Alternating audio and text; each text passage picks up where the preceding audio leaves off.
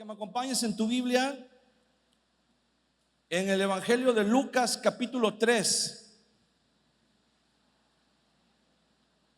y digas amén cuando estés ahí, o si ya lo tenemos ahí en la pantalla. Pero vamos a leer Lucas capítulo 3.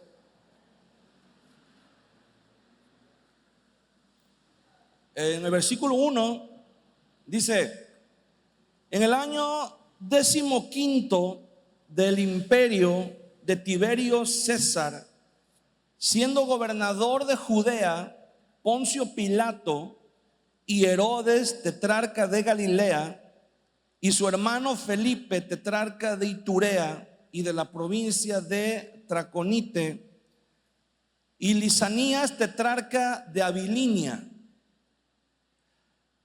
Vamos a leer solamente ese versículo. Esta es la introducción que hace Lucas, porque unos versículos más adelante Lucas nos va a hablar de un personaje muy importante que es Juan el Bautista. ¿Ok? No, ya les di el spoiler. Vamos para Juan el Bautista, pero Lucas está dando una introducción. Está diciendo, vamos a ver, porque Lucas a continuación va a citar una profecía que está en Isaías capítulo 40. Isaías capítulo 40, alguna vez ya tuvimos un estudio acerca de Isaías 40, pero en Isaías 40, en el versículo, bueno, todo el capítulo, pero en el versículo 3 menciona a un mensajero del Señor. Dice: voz de uno que clama en el desierto, preparad el camino del Señor, enderezad sus veredas, preparar calzada en medio de la soledad a nuestro Señor. Dice, Isaías estaba profetizando y estaba diciendo: un día el Señor va a enviar un mensajero. Antes que venga el Mesías, el Señor va a enviar un mensajero que va a preparar el camino para la llegada del Mesías. Y durante muchos años, esto que Isaías profetizó, lo profetizó aproximadamente 750 años antes de Jesús, antes de Cristo. Es la profecía de Isaías.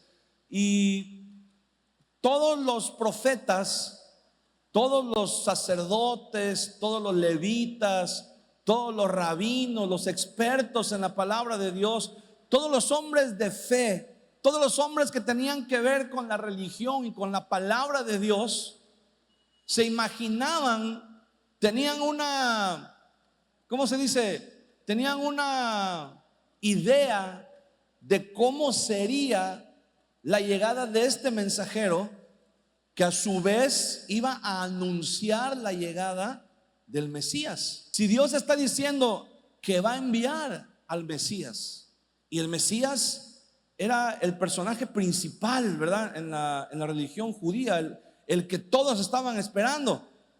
Pero antes del Mesías iba a venir el mensajero que iba a preparar la llegada del Mesías, iba a preparar la llegada del rey. Entonces, si ellos eran los personajes más esperados en toda la historia en la religión judía, ellos se imaginaban cómo cree usted que serían el momento histórico en el que ellos iban a llegar, en el que ellos iban a aparecer. Imagínense que tenían la misión de recibirlos. Y yo creo que todos se imaginaban que cuando llegara el Mesías y su mensajero, su heraldo, iban a ser tiempos gloriosos. Iban a ser tiempos donde todos iban a vivir en armonía, en amor, en libertad, donde todo iba a ser, como decimos comúnmente, color de rosa. Donde todo iba a estar en orden y donde toda la gente iba a ser temerosa de Dios. Y antes de hablar del cumplimiento de esa profecía de Isaías 40, Lucas dice: les voy a dar, parafraseando un poco a Lucas, Lucas dice: les voy a dar un poco de contexto de cómo estaba la situación cuando se cumplió la profecía de Isaías. Y lo primero que dice es: en el año 15 de Tiberio César. Está diciendo que el César, el emperador, la cabeza del imperio que los estaba oprimiendo, que los gobernaba, dice, en el lugar más alto del gobierno terrenal estaba un hombre llamado Tiberio César. Ahora, si a usted le gusta la historia, o si no le gusta, bueno, puede hacer un esfuerzo y después busque en internet quién fue Tiberio César. Era un hombre terrible, malvado, un hombre sanguinario, un hombre cruel, un hombre verdaderamente lleno de maldad, pagano, sin temor de Dios, un hombre solamente conocía la soberbia, solamente conocía la prepotencia, solamente conocía la idolatría. No había en él ni un rastro de temor de Dios, no conocía a Dios. Y Lucas comienza diciendo: él era el gobernante más alto, el que estaba en la cúspide del gobierno. Y después dice: y el gobernador de Judea era Poncio Pilato, otro hombre igual de sanguinario, igual sin ningún temor de Dios, aunque ya tenía algunos años gobernando Judea, conocía perfectamente bien la liturgia de la religión judía, pero era un hombre que despreciaba completamente a los judíos. Era un hombre que hacía hasta lo imposible, todo lo que estaba a su alcance, todos sus recursos los usaba para fastidiarle la vida a los judíos. Siempre que podía, les hacía la vida imposible. Les echaba a perder sus fiestas, les echaba a perder las actividades cotidianas ahí en el templo, porque él estaba ahí, él era el procurador romano, castigaba a los presos, era un hombre muy duro, Poncio Pilato, muy duro.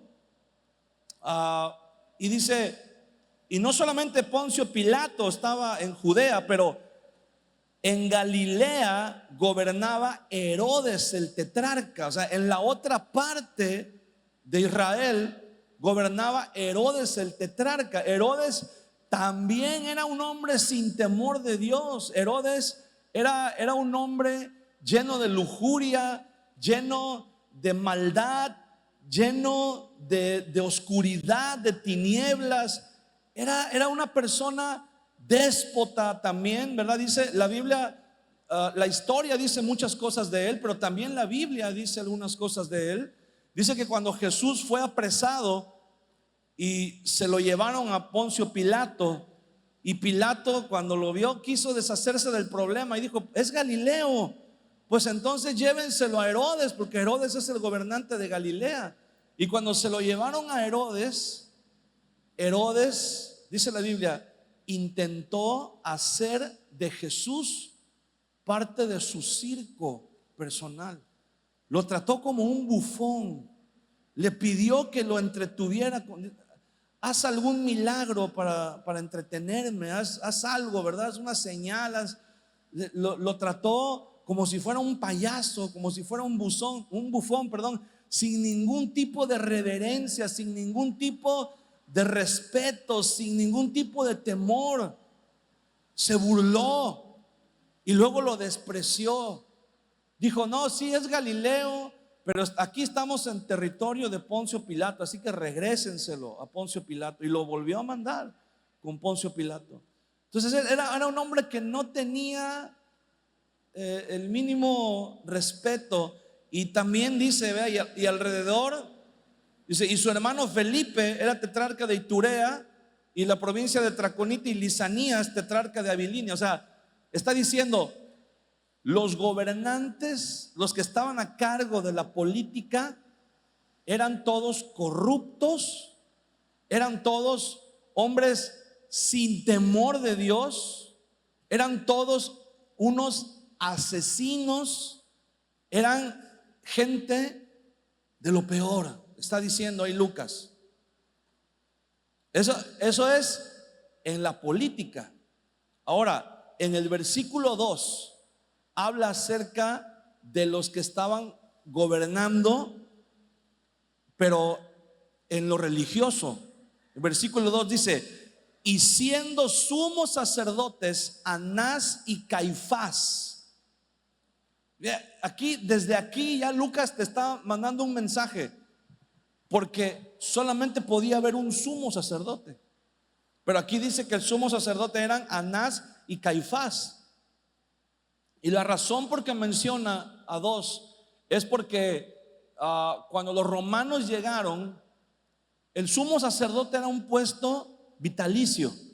Una vez que un hombre era escogido para ser sumo sacerdote, era sumo sacerdote hasta el día de su muerte. Pero cuando los romanos llegaron, los romanos dijeron, no, es muy peligroso, porque el sumo sacerdote era el líder principal de la nación. Entonces es muy peligroso que un solo hombre tenga ese poder durante toda la vida. Y entonces les permitieron ser sumos sacerdotes solamente por un periodo de tiempo. Pero obviamente el grupo de donde salían los sumos sacerdotes era el grupo de los saduceos, porque los saduceos eran amigos de los romanos, al revés de los fariseos. Los fariseos odiaban a los romanos, los saduceos eran amigos de los romanos, y el sumo sacerdote, como consecuencia, siempre era escogido de entre los saduceos. Entonces, Anás había sido sumo sacerdote, había sido escogido como sumo sacerdote. El sumo sacerdote anterior ya había muerto, pero Anás fue escogido sumo sacerdote. Y después de él, sus 4 hijos ocuparon el puesto de sumo sacerdote. Y en ese momento su yerno Caifás era sumo sacerdote. Ante los romanos, Caifás era el sumo sacerdote en ese momento.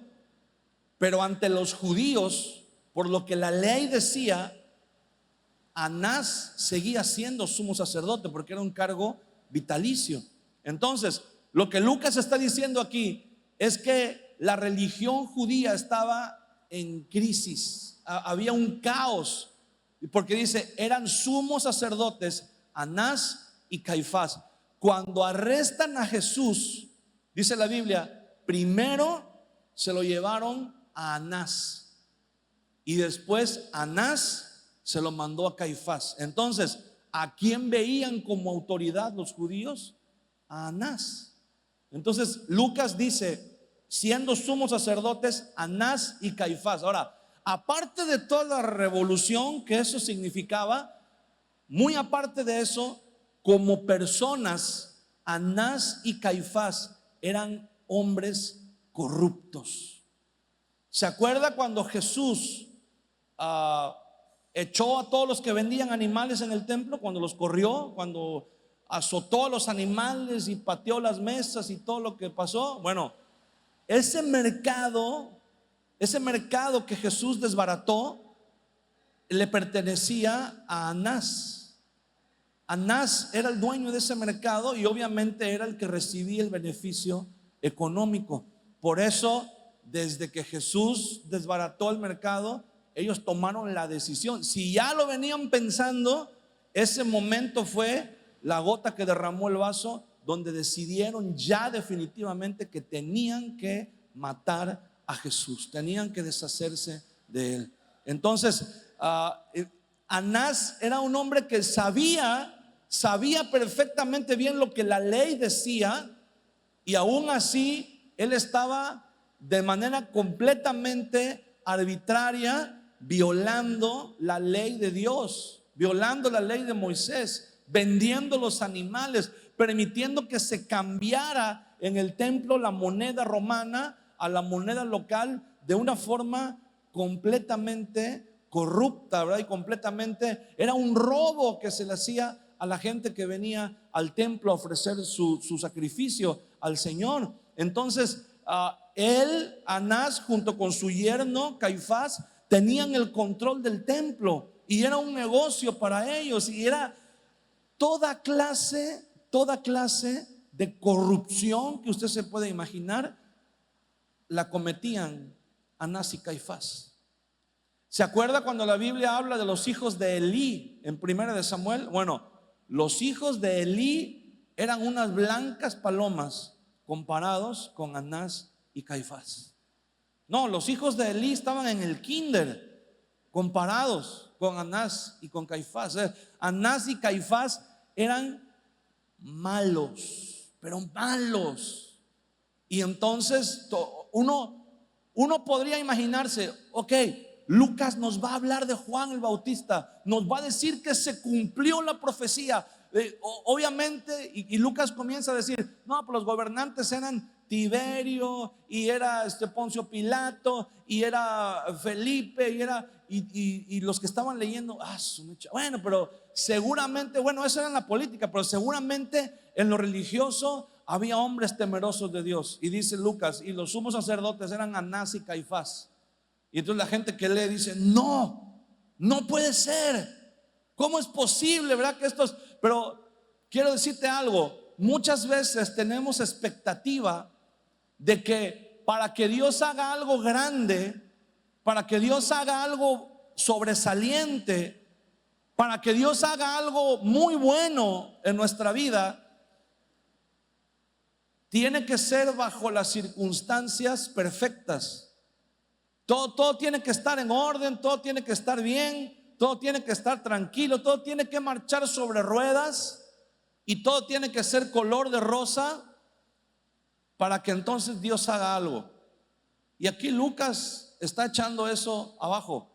Lucas dice, en ese momento, cuando estaban los gobernantes más corruptos que ha habido en la historia de la humanidad, y cuando estaban los sumos sacerdotes más corruptos que ha habido en la historia del pueblo de Israel, en ese momento, dice Lucas en el versículo 2, vino palabra de Dios a Juan, hijo de Zacarías, en el desierto.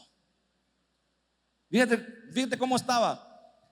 Si la cabeza, los gobernantes eran corruptos, ¿cómo crees que eran todos los demás que estaban en la política y en el gobierno? Eran corruptos. Todos eran corruptos. Si Anás y Caifás, que eran los sumos sacerdotes, eran corruptos, ¿cómo crees que eran todos los demás que trabajaban en el templo y en la religión, los sacerdotes y todos los demás? Eran corruptos. Por supuesto que todos eran corruptos, con sus excepciones, pero la gran mayoría eran corruptos, eran malos, eran hombres que no tenían temor de Dios.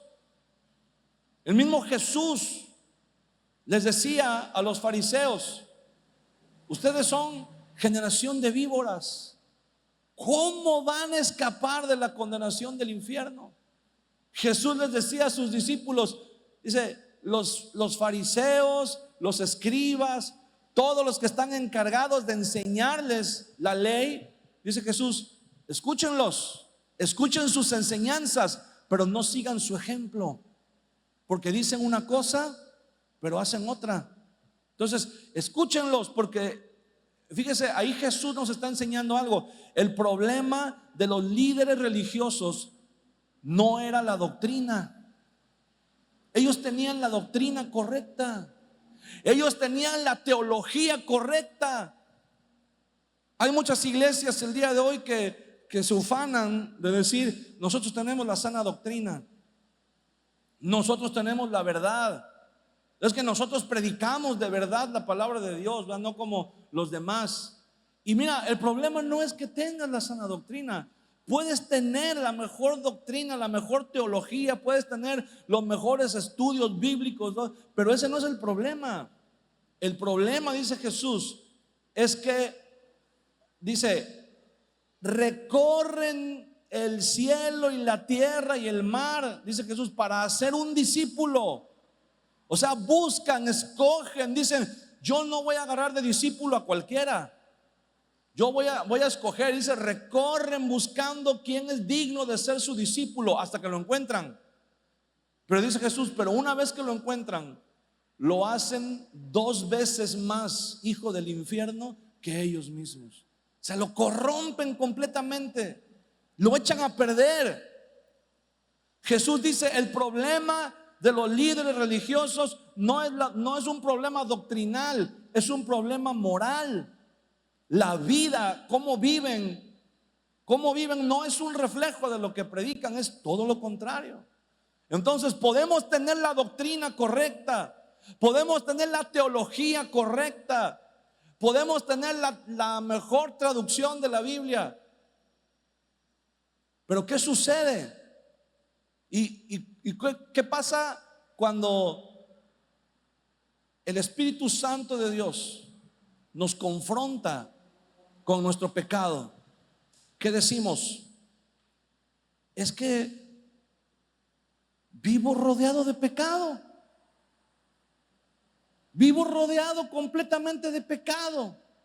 El vecino de la izquierda peca, el vecino de la derecha peca, en el trabajo todo mundo peca, todo mundo habla diciéndole peradas. En el trabajo todo mundo es adúltero, todo mundo es borracho, todo mundo se droga, todo el mundo engaña, todo el mundo roba. En la escuela todos mis compañeros ven pornografía, todos mis compañeros hacen trampa en los exámenes, todos mis compañeros andan, ¿verdad?, en drogas, andan en esto. Y dice, la mayoría decimos: pues es que la corriente arrastra. Ahora, decíamos hace un tiempo, la mayoría de los cristianos en esta época no tienen como característica, no buscan ser los mejores, buscamos ser los menos peores.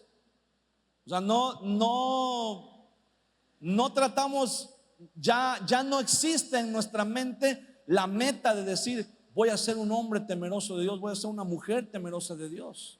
Ya lo único que existe en nuestra mente es decir: al menos yo no soy tan pecador como fulano de tal, al menos yo no llegué a tanto como fulana, ¿verdad? Al menos yo no la regué tanto.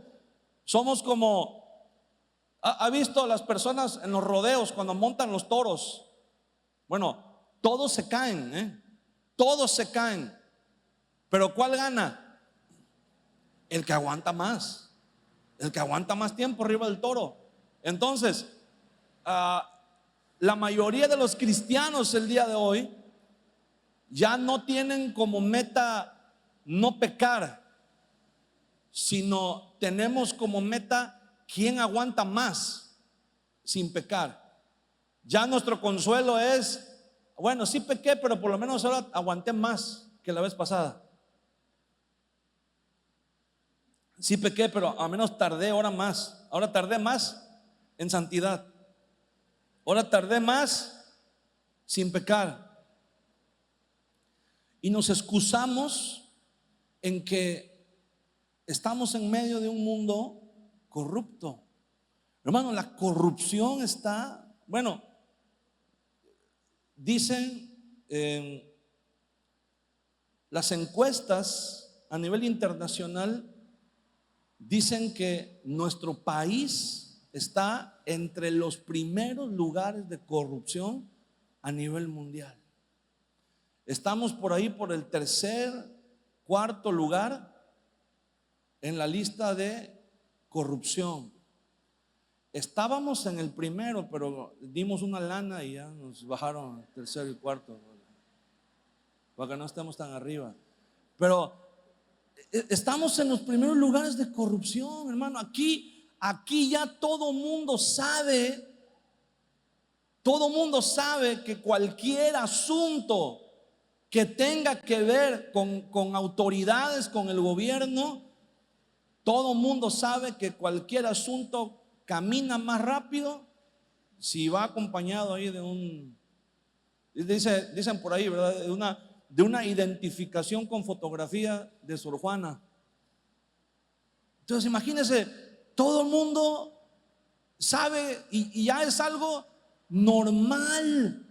Se convirtió en algo normal. Sabes que el profeta Isaías dice: ay de aquellos que a lo bueno le llaman malo y a lo malo le llaman bueno. Y estamos viviendo esos tiempos. Estamos viviendo esos tiempos donde la corrupción es algo tan normal que el que no quiere ser corrupto no avanza. Por eso está el dicho, ¿verdad? El que no tranza no avanza. Entonces, ¿qué podemos pensar? La pregunta es: ¿se puede vivir con temor de Dios? ¿Se puede vivir en santidad en nuestro país, en nuestros tiempos? La pregunta es: ¿se puede escuchar la voz de Dios llamándonos?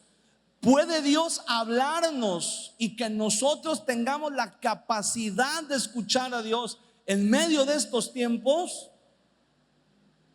Imagínense que nosotros somos salvos, tenemos a Cristo, ¿verdad? Hemos creído en Jesús, somos salvos. Entonces imagínate que nos morimos y nos vamos a la presencia del Señor. Y llegando ahí donde está la presencia de Dios, nos encontramos a todos los personajes que están en la Biblia. Imagínate que te encuentras a Juan el Bautista y Juan el Bautista te pregunta: ¿y qué pasó, man? ¿Tú en qué época viviste? No, pues fíjate que a mí me tocó vivir en una época bien difícil, man. Bien difícil. ¿Y qué tanto te habló Dios? ¿Qué tanta palabra de Dios tuviste en la época en que viviste? Y que le digamos a Juan el Bautista: no, hombre, Juan, es que fíjate que en mis tiempos estaba bien difícil la corrupción. No, hombre, Juan, fíjate que en mis tiempos había un montón de pastores que estaban bien piratas y te predicaban todo mal y todo chueco y no sabían cómo guiar al pueblo y pues uno es oveja, ¿verdad? Y uno se deja llevar y pues por la culpa de un montón de pastores y por la culpa, no, y los gobernantes ya ni te cuento, ¿verdad? Y yo creo que Juan el Bautista estaría así como el meme ese que está así, que dice: cuéntame más, platícame más. Yo creo que Juan el Bautista nos miraría así y así: ¿qué? Juan el Bautista te diría: hijo, yo fui a la cárcel por predicar lo que Dios me habló. Sí sabes que a mí me decapitaron por predicar la verdad.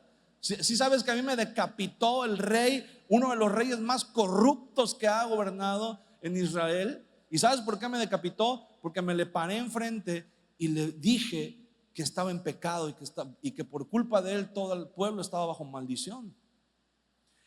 ¿Qué le vamos a decir a Juan cuando nos diga eso? Ay, Juan, es que imagínate, ¿cómo voy a salir a predicar? ¿Cómo le voy a predicar a mi vecino, a mi vecina? Si, ¿sabes por qué la mayoría de los cristianos sienten que no están capacitados para predicar? ¿Sabes por qué? Porque tenemos, lo voy a decir de la manera como se dice coloquialmente o vulgarmente, porque tenemos mucha cola que nos pisen. Tú, ¿cómo le vas a predicar a tu vecino? Vecino, permítale a Cristo entrar en su matrimonio para que tenga paz. Y el vecino te va a decir: si yo te oigo todas las noches los grandes pleitos que te avientas ahí, cómo se dicen de cosas ¿cómo te vas a acercar al que está en adulterio y decirle: oye, tienes que vivir una vida recta delante de Dios? Y él te va a decir: ¿y a mí qué me vienes a decir, verdad? Si yo ya supe que tú andabas haciendo y aquí y allá y todo eso. Esa es la verdadera razón por la que la mayoría de los cristianos el día de hoy, porque no estamos en una posición. Pero mira, quiero decirte esto, la Biblia dice, y estando la corrupción, vamos a parafrasear un poco, estando la corrupción en su máximo apogeo, tanto en la política como en la religión, dice, vino palabra de Dios a Juan, hijo de Zacarías. Pero espérate, eso no es todo. ¿Por qué vino palabra de Dios a Juan? ¿Qué tenía Juan de diferente? ¿Qué tenía Juan de especial? ¿Por qué la palabra de Dios vino a Juan? ¿Por qué no vino a los sacerdotes que estaban en el templo? ¿Por qué no vino a los rabinos que estaban en las sinagogas? ¿Por qué no vino a las personas que estaban ahí en el atrio ofreciendo sacrificios? ¿Por qué la palabra de Dios vino a un hombre? Dice la Biblia, dice, vino palabra de Dios a Juan, hijo de Zacarías, en el desierto. En el desierto. ¿Por qué Juan vivía en el desierto? Te quiero decir algo. Juan probablemente pertenecía a un grupo que se llamaban los esenios. Los esenios no se mencionan en el Nuevo Testamento, no se mencionan en toda la Biblia, pero existieron. Hay evidencia histórica que nos habla acerca de este grupo, que eran igual como los fariseos y los saduceos, eran un grupo de religiosos judíos, pero ellos tenían una característica, que ellos no vivían en las ciudades. Ellos tenían comunidades muy apartadas de la ciudad donde ellos vivían. Eran más o menos así como los menonitas o como los Amish, que vivían lejos de la civilización y que eran autosustentables. Ellos no comían otra cosa más que lo que ellos cultivaban y los animales que ellos criaban. En Mateo capítulo 3, ahí nos habla un poco acerca de Juan. Dice Mateo capítulo 3 versículo 1, en aquellos días vino Juan el Bautista predicando, y aquí comienza el dato, por eso es bien importante. Dice, predicando en el desierto de Judea. Ahora, ¿por qué es importante? Porque el desierto de Judea era donde vivían los esenios. Diciendo en versículo 4 dice, y Juan estaba vestido de pelo de camello y tenía un cinto de cuero alrededor de sus lomos, y su comida era langostas y miel silvestre. Aquí no dice abiertamente Juan era esenio, pero aquí nos está diciendo que Juan vivía exactamente igual como vivían los esenios. Así tal cual. Los esenios no usaban ropa de marca. Los esenios se vestían con las ropas que ellos mismos fabricaban, y fabricaban ropa con los materiales que ellos conseguían en la naturaleza. La mayoría con pieles de animales, y comían lo que había en el campo, lo que había en el monte. Dice que comían langostas. No vaya usted a pensar, ¿verdad?, que langosta como la que tomamos de aquí del mar, ¿verdad?, y comemos. No. Langostas se refiere a unos insectos que eran como los chapulines, más o menos, ¿verdad? No sé si alguna vez usted ha probado los famosos chapulines que venden, ¿verdad? Creo que es en Oaxaca donde venden los chapulines. Ahí los tuestan en un comal y les ponen sal y chile y limón y los comen como botana, ¿verdad? Yo me quedo con las palomitas, personalmente yo prefiero las palomitas, ¿verdad? Pero dice que él comía langostas, que son una fuente de proteína muy importante. Si usted ha visto algunos programas en la televisión, los militares cuando son entrenados para las operaciones que hacen en la selva, en la sierra, en el monte, a ellos los entrenan para distinguir también qué clase de insectos pueden comer en caso de que se queden sin alimento, sin comida, porque muchos de los insectos que hay ahí en el campo contienen mucha proteína y pueden ser, en un caso extremo, pues una fuente de alimento también. Entonces dice que se alimentaba de langostas y miel silvestre y se vestía con ropa que ellos mismos fabricaban, que ellos mismos hacían. Entonces, ¿qué pasó con estos esenios? Estos esenios dijeron: no queremos vivir, nos rehusamos a vivir bajo las reglas de esta sociedad moderna. Y ellos se fueron. Y la mayoría de la gente pensó: ay, están locos. ¿Cómo pueden vivir sin wifi esos esenios? ¿Cómo pueden vivir sin clima? ¿Cómo pueden vivir sin energía eléctrica? ¿Cómo pueden vivir esos esenios en el desierto, verdad? ¿Y qué dice la gente? Están locos. Pero quiero decirte algo, no estaban locos. Ellos lo hicieron. La causa o la razón por la que se apartaron del mundo no fue por locura. La causa por la que se apartaron es porque ellos deseaban oír la voz de Dios. Ellos deseaban dejar de escuchar todo el ruido que había en el mundo, dejar de convivir con toda la corrupción que había en el mundo, con todo el pecado que había en el mundo, y decidieron apartarse y vivir un estilo de vida ermitaño, y que para muchos era una locura. Pero Juan el Bautista decidió abrazar este tipo de vida y se fue al desierto. Y todos lo llamaron loco. Todos creían que Juan estaba loco. ¿Cómo te vas a privar del privilegio de lo que el mundo te ofrece, Juan? Hermano, y la vida de Juan el Bautista es un ejemplo para todos nosotros, que si en verdad queremos escuchar la voz de Dios, no te voy a decir que te vayas a vivir al monte, ¿verdad? Que te vayas a vivir donde no haya luz, donde no haya internet, donde no haya... Porque la solución no es esa para alejarte del pecado. Aún ahí hay pecado. Aún ahí el pecado lo llevamos en nosotros. No es apartarte de la gente de manera literal, pero es apartarte del estilo de vida que el mundo está llevando, que es un estilo de vida corrupto. Corrupto. ¿Qué es lo que hace la mayoría de la gente?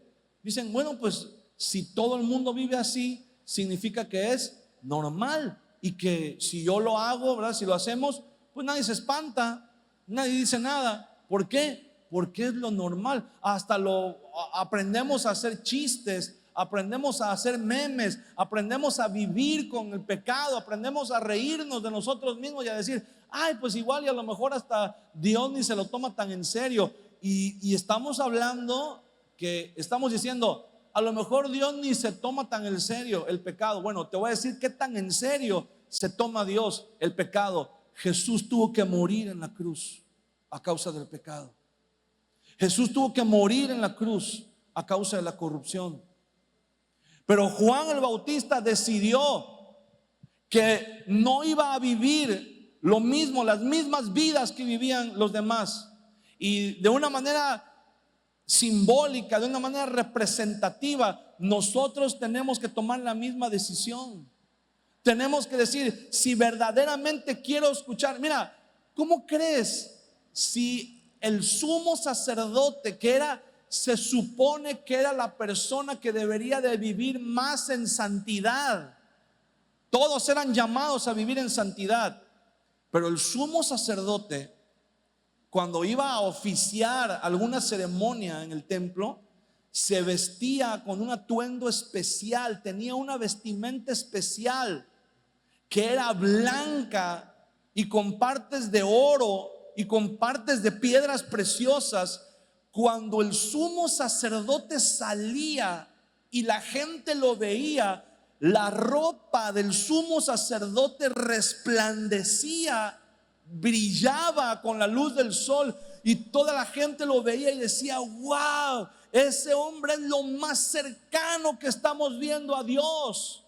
Y cuando el sumo sacerdote se ponía una especie de gorro que llevaba, y aquí en la frente llevaba un cinto que decía con letras de oro bordado, decía: santidad a Jehová.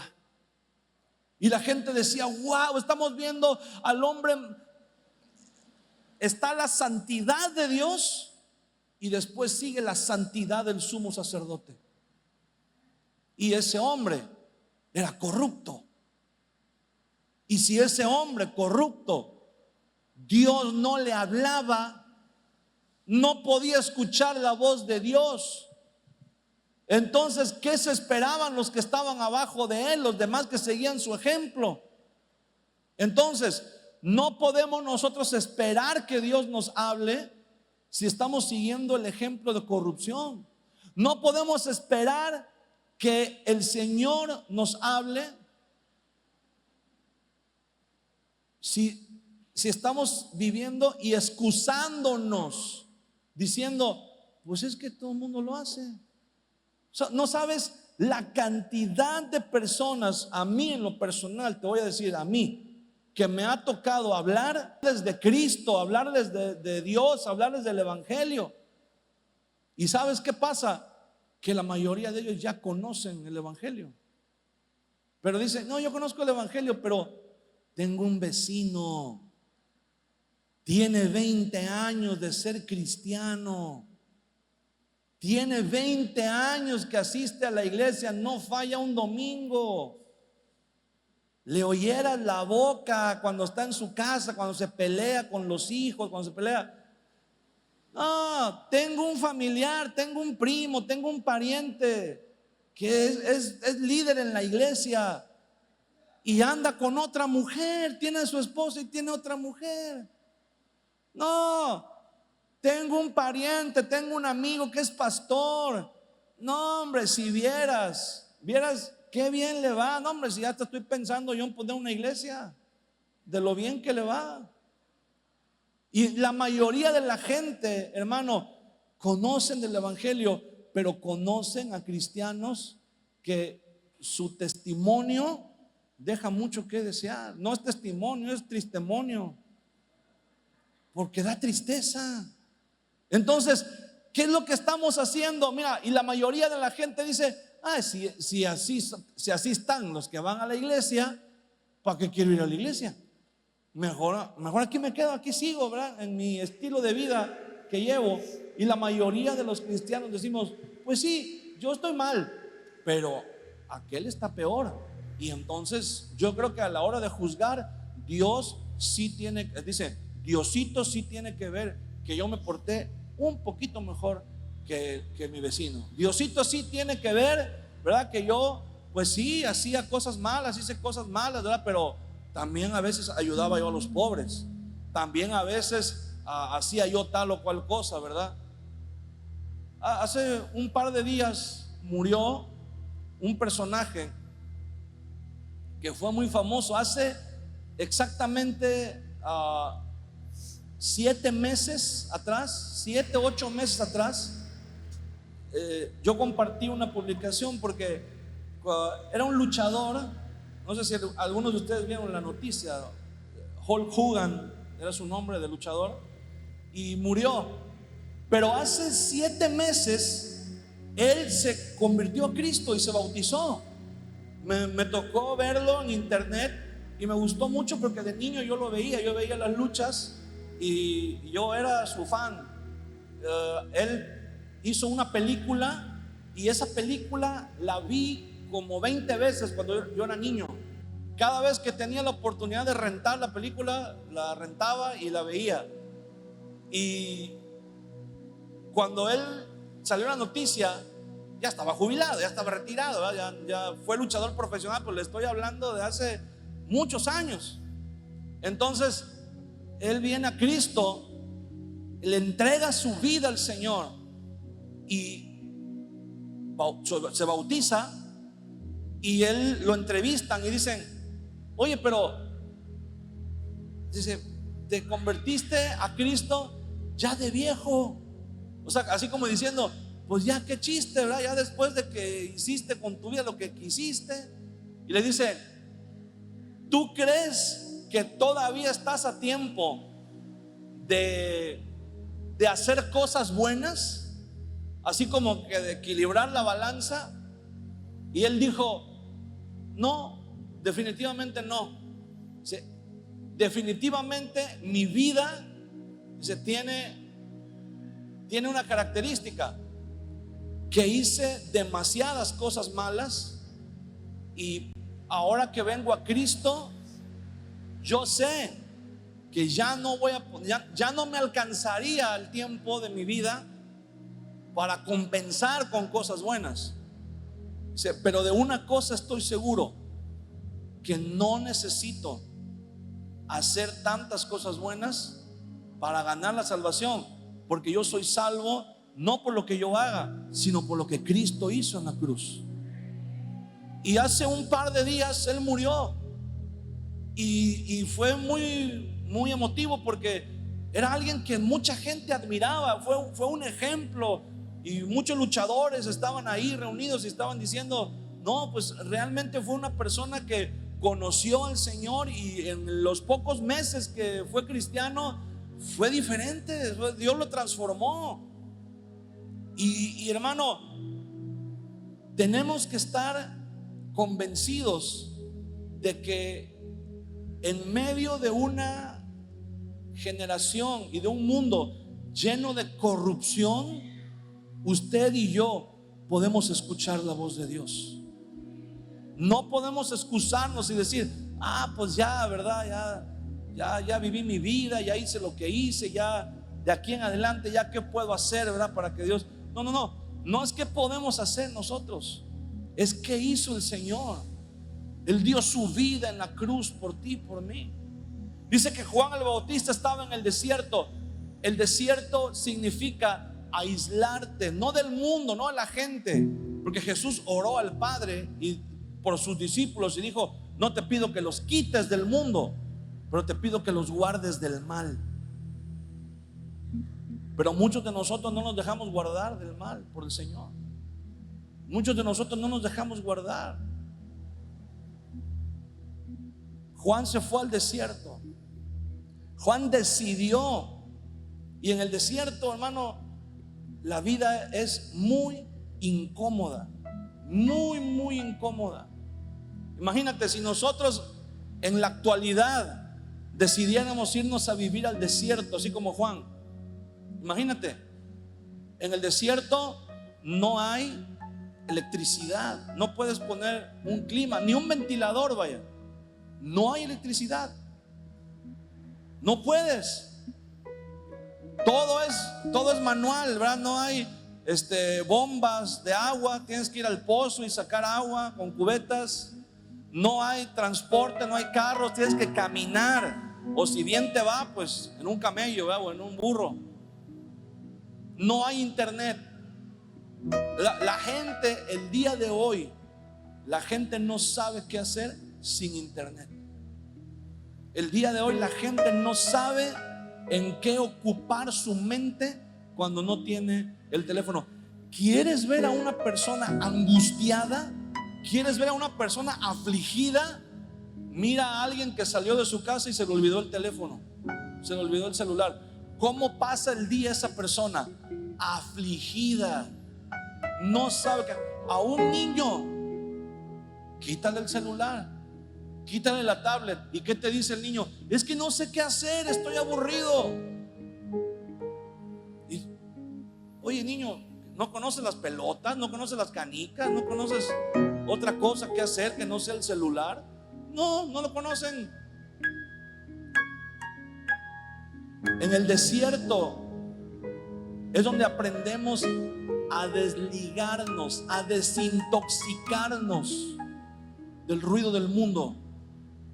En el desierto aprendemos a ver y a oír cosas que no vemos en la ciudad. Cuando tú te vas al campo, dicen aquí, siempre me da risa que aquí en Veracruz dicen, me voy al rancho. Bueno, cuando te vas al rancho, ¿cómo se ve el cielo en la noche? Tú volteas al cielo y dices, aquí hay más estrellas que allá en la ciudad. No, son las mismas estrellas que hay, pero en la ciudad hay demasiadas luces que no dejan ver las estrellas. Por eso cuando te vas al campo, ves el cielo y dices, ¿de dónde salieron tantas estrellas? Bueno, siempre estuvieron ahí, pero no teníamos la capacidad de verlas.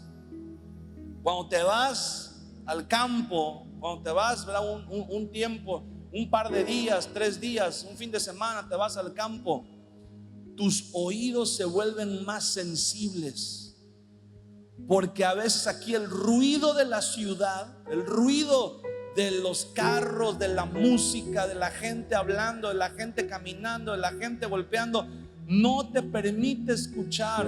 A veces vas al campo y dices, parece que aquí los pajaritos cantan más bonito que en la ciudad. No, cantan igual, pero aquí hay mucho ruido, no puedes apreciar bien.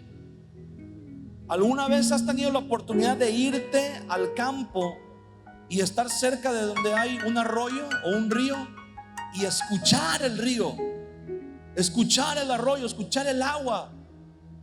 O aquí nada más, ¿va? Te vas tantito a la playa y dejas de escuchar un poco el ruido de la ciudad y escuchas el agua, las olas, cómo rompen, cómo suenan, y empiezas a apreciar detalles que no puedes apreciar aquí. Y con Dios es lo mismo. Cuando tú decides no irte al desierto literalmente, pero cuando tú decides apagar las demás voces, bajarle el volumen al mundo que está a tu alrededor,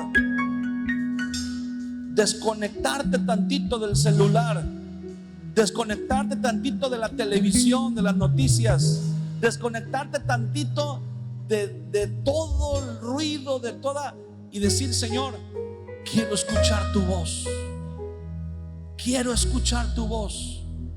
Mira, Dios no ha dejado de hablar, Dios sigue hablando, pero a veces el ruido que hay a nuestro alrededor, la corrupción que hay a nuestro alrededor, nos rebasa, nos absorbe y no podemos escuchar la voz de Dios.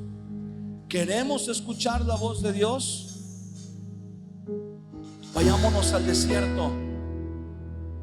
Apaga todas las demás voces, cierra todas las demás puertas y dile, Señor, quiero escuchar tu voz, quiero que me hables. El día, no quiero esperar a que las circunstancias sean perfectas. No quiero esperar a que todo esté acomodado en su lugar y en orden. No quiero esperar a que todo salga bien para entonces decir, ahora sí es el ambiente idóneo para que Dios me hable. No, Dios te puede hablar en medio del mundo en el que vivimos, en medio de la sociedad en la que vivimos, en medio de tu salón de clases, en medio de tu lugar de trabajo, en medio de la bulla o del ruido en tu hogar, en tu casa.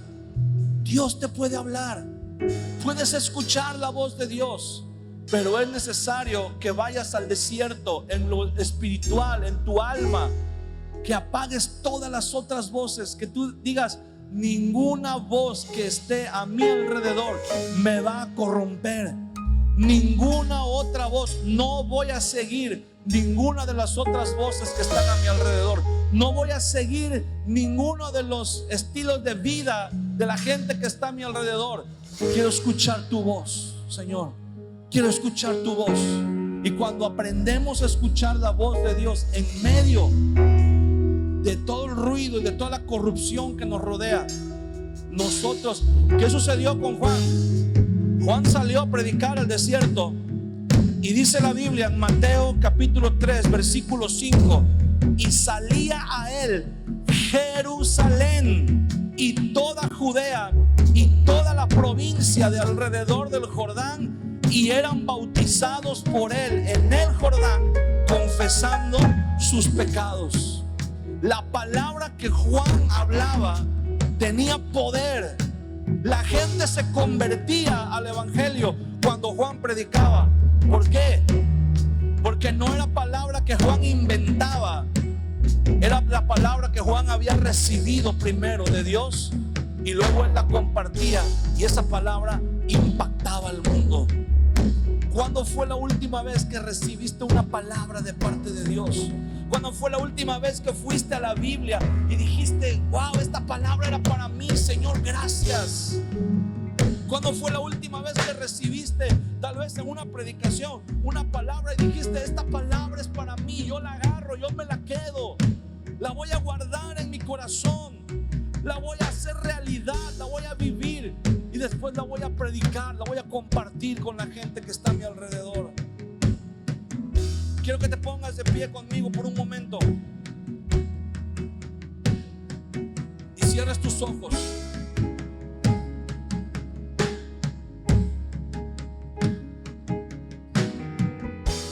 Levanta tus manos y le digamos al Señor: Señor, estamos delante de tu presencia y queremos pedirte en esta tarde, Señor, así como Juan el Bautista, llévanos al desierto. Llévanos al desierto, Señor. No de una manera literal. Sabemos que tenemos responsabilidades, pero llévanos al desierto en el sentido de desconectarnos de las voces que están a nuestro alrededor, de desconectarnos del sistema que opera a nuestro alrededor, de desentendernos de todo el estilo de vida que el mundo nos ofrece, aquello que para el mundo es normal, aquello que para el mundo es aceptable, aquello que para el mundo es bueno, aquello que para el mundo es asunto de risa, es asunto de diversión. Señor, permíteme alejarme un poco, permíteme despegarme un poco del celular, de las redes sociales, permíteme despegarme un poco, Señor, de todas las cosas que el mundo me está bombardeando y quiere llenar mi mente y quiere llenar mi corazón de basura, para que eso sea lo que yo piense, para que eso sea lo que yo viva, para separarme de ti, para robarme la capacidad de escuchar tu voz. Dile al Señor: quiero escuchar tu voz, quiero escuchar tu voz. Háblame, Señor, háblame. Apaga todas las otras voces. No quiero escuchar a nadie más, Señor, más que a ti. Levanta tus manos un momento en su presencia y vamos a adorarle. Mientras le adoras, deja que el Espíritu Santo ministre tu vida.